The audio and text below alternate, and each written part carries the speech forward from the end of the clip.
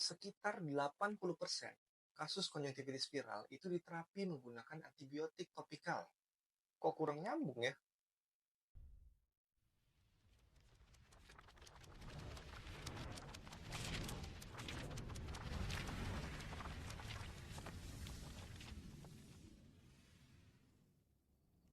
Assalamualaikum Bapak Ibu teman sejawat semua. Penyebab konjungtivitis itu ada banyak. Top 3-nya itu adalah akibat virus, bakteri, dan alergi. Hari ini kita akan diskusi tentang yang virus terlebih dahulu. Definisi konjungtivitis viral adalah inflamasi pada konjungtiva yang diakibatkan oleh virus. Konjungtivitis ini secara umum juga disebut pink eye.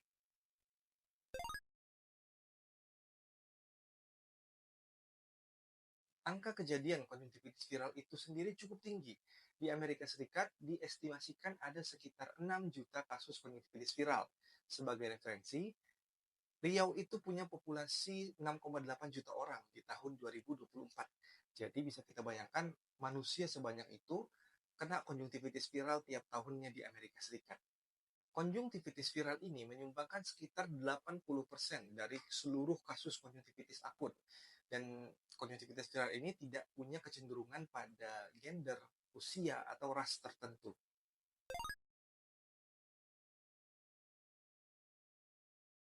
Penyebab paling sering dari konjungtivitis viral ini adalah adenovirus, yaitu sejenis virus dari famili Adenoviridae dengan karakteristik non-envelop. Dia itu bentuknya icosahedral dan dia itu virus DNA dengan double strand. Dari infeksi adenovirus ini dapat muncul dua tipe fenotipe utama. Yang pertama itu pharyngoconjunctival fever yang disebabkan oleh adenovirus tipe 3, 4, dan 7 dan epidemik keratokonjungtivitis yang disebabkan oleh adenovirus tipe 8, 19, dan 37. Akan kita bahas perbedaan keduanya nanti. Nah, itu tadi kan si adenovirus, si penyumbang 90% dari seluruh konjungtivitis viral. Nah, sisa 10%-nya lagi itu disebabkan oleh virus yang lain, seperti Coxsackie virus, enterovirus, herpes simplex, varicella zoster, dan coronavirus. Selain infeksi okular, adenovirus ini juga sering menyebabkan infeksi saluran pernapasan bagian atas dan diare. Dan adenovirus ini sangat gampang menular. Seringkali dia tersebar di lingkungan ruang kelas sekolah ataupun area perkantoran. Adenovirus ini dia bisa menular ke mata itu dengan kontak direct virus ke permukaan mata. Misalnya dari jari-jari yang terkontaminasi, atau dari instrumen operasi yang terkontaminasi, ataupun menggunakan barang pribadi orang lain yang terkontaminasi, misalnya handuk. Selain itu juga dia bisa ditransmisikan secara airborne ataupun kalau di reservoir air, seperti misalnya kolam renang.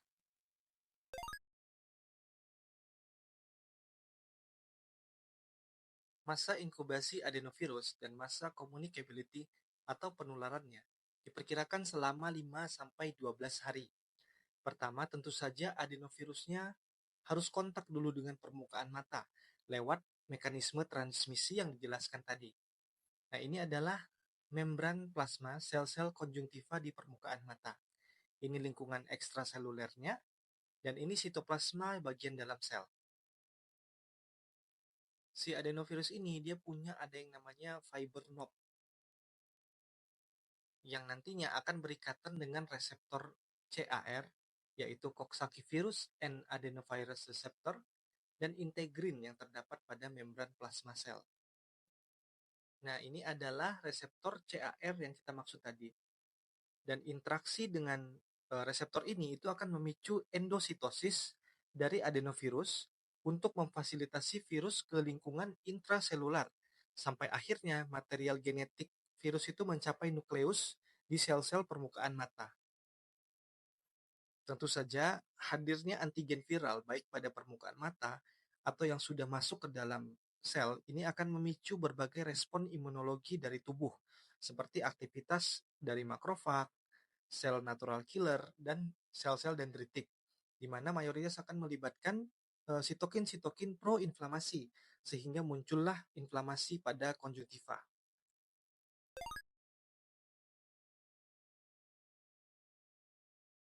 Dari anamnesis, pasien konjungtivitis viral ini biasanya mengeluhkan matanya itu merah, matanya gatal, berair, silau. Salah satu faktor pembeda konjungtivitis viral dan bakterial itu adalah discharge-nya. Kalau untuk yang kasus viral, biasanya discharge-nya itu watery atau seros berwarna bening, sedangkan pada kasus bakterial dia itu purulent yang berwarna hijau kekuningan. Pasien konjungtivitis viral biasanya punya riwayat infeksi saluran napas atas beberapa hari yang lalu atau kontak dengan individu yang keluhannya serupa. Pada pemeriksaan fisik, biasanya visus itu tidak terganggu dan berada pada level baseline penglihatan pasien, kecuali kalau ada keterlibatan kornea. Pada pemeriksaan slit lamp, biasanya kita dapat menjumpai adanya injeksi konjungtiva dan edema pada konjungtivanya. Selain itu, infiltrat subepitel pada kornea biasanya juga dapat dijumpai, yaitu umumnya akan menyebabkan penurunan penglihatan dan fotofobia. Pada beberapa kasus, itu dapat dijumpai adanya membran atau pseudomembran. Nah, membran-membran ini adalah lembaran-lembaran eksudat yang kaya akan fibrin. Beda antara keduanya adalah membran sejati itu akan mudah berdarah saat dikelupas, sedangkan pseudomembran tidak. Adanya membran ini bisa menyebabkan fibrosis subepitel dan simbleparon. Nah, selagi Anda memeriksa konjungtiva tarsal, mungkin Anda akan menemukan adanya folikel-folikel. Mayoritas dari konjungtivitis viral itu terdapat tanda berupa folikel, yaitu nodul-nodul kecil di konjungtiva tarsal yang berbentuk kubah tanpa adanya pembuluh darah sentral yang prominent. Pada 50% kasus konjungtivitis viral, itu terdapat pembesaran lymph node preaurikular. Oleh karena itu, jangan lupa melakukan palpasi lymph node di daerah sekitar kepala dan leher. Adenovirus ini secara umum dia akan bermanifestasi menjadi dua kondisi klinis, yaitu pharyngoconjunctival fever dan epidemic keratokonjungtivitis. Untuk PCF sendiri, karakteristiknya itu biasanya mata merahnya diikuti dengan demam tinggi yang tiba-tiba, faringitis, kemudian mata merahnya biasanya bilateral, serta adanya pembesaran lymph node preaurikular. Sedangkan EKC itu adalah bentuk infeksi adenovirus yang lebih berat, dengan karakteristiknya itu discharge seros, konjungtiva hiperemis, kemosis, kemudian adanya membran atau pseudomembran, dan ada limfadenopati, lymph node periaurikular. Dan pada EKC ini lebih mungkin terdapat infiltrat kornea baik di epitel maupun subepitel.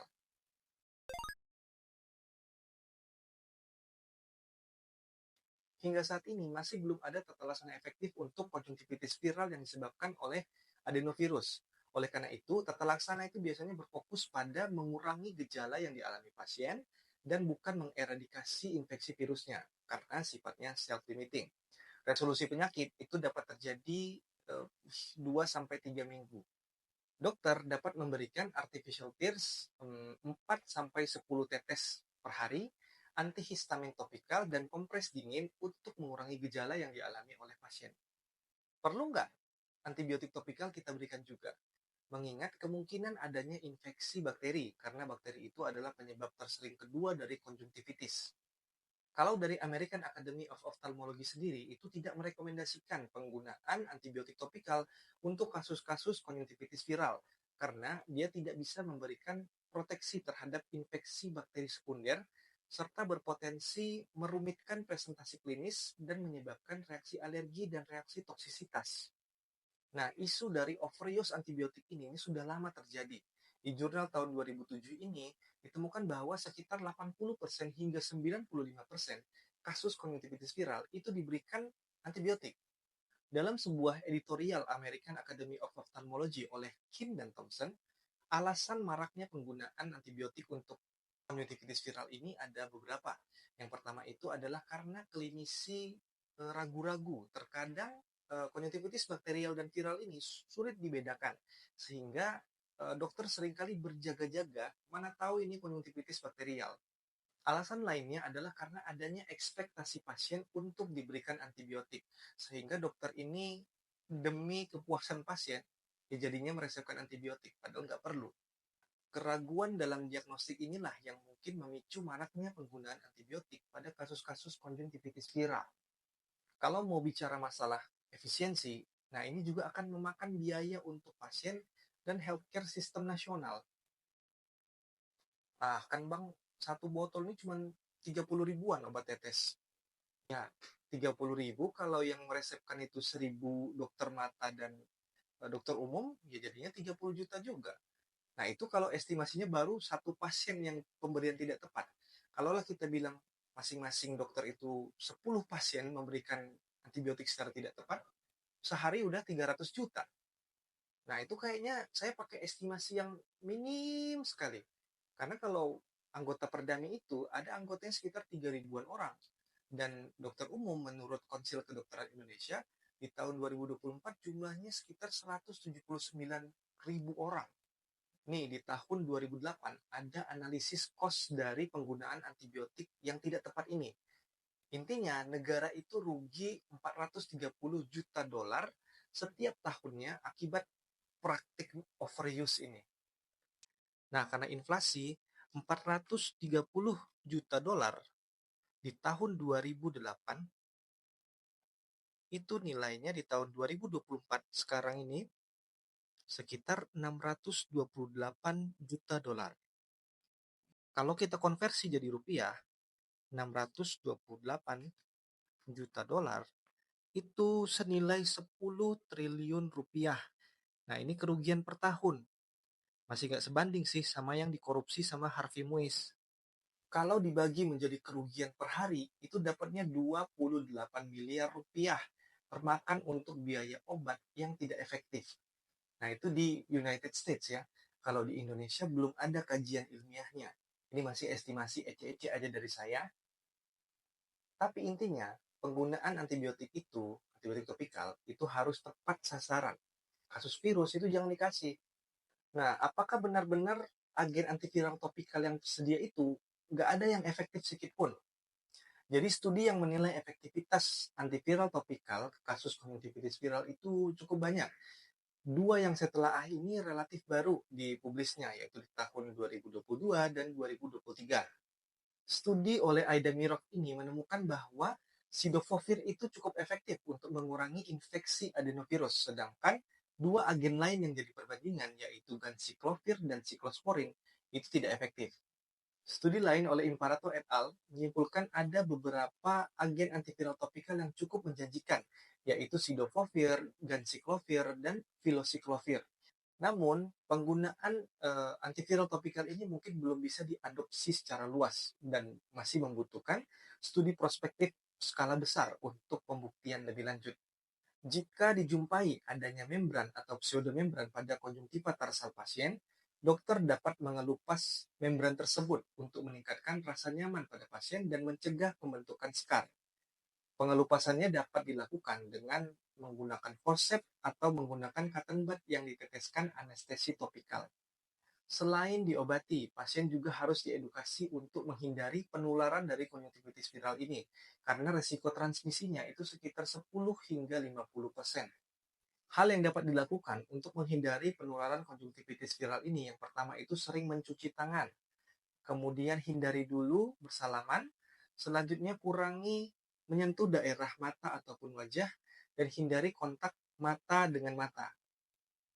Ya, tapi sebenarnya gimana ya mata ini bisa kena mata orang lain? Selanjutnya juga jangan berbagi perlengkapan pribadi dengan orang lain seperti kosmetik, kacamata, ataupun handuk. Selain itu, pasien juga perlu diberitahu bahwa penyakitnya ini sangat menular dan sebaiknya libur dulu dari pekerjaan atau sekolahnya.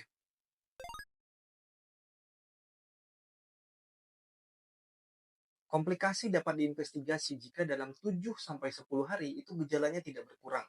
Beberapa komplikasi yang dapat terjadi akibat konjungtivitis viral ini, yang pertama adanya superinfeksi bakterial dan scarring dari konjungtivanya. Kemudian, jika kornea ini terlibat dalam komplikasi, dapat terjadi keratitis punktata dengan infiltrat subepitel dan ulcerasi dari kornea.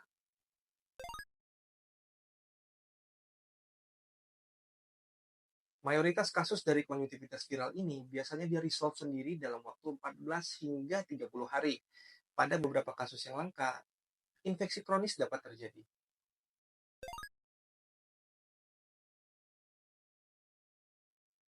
Sebagai kesimpulan, konjungtivitis viral adalah inflamasi pada konjungtiva yang mayoritas disebabkan oleh adenovirus.